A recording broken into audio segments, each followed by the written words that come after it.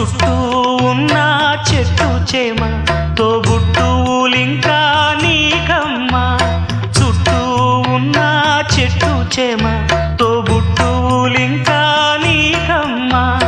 ఆగక పొంగే కన్నీళ్ళే నీ ఆకలి దప్పులు తీర్చేనమ్మా ఆగక పొంగే కన్నీళ్ళే నీ ఆకలి దప్పులు తీర్చేనమ్మా పట్టిన గ్రహణం విడిచి నీ బతుకున పున్నమి పండే గడియ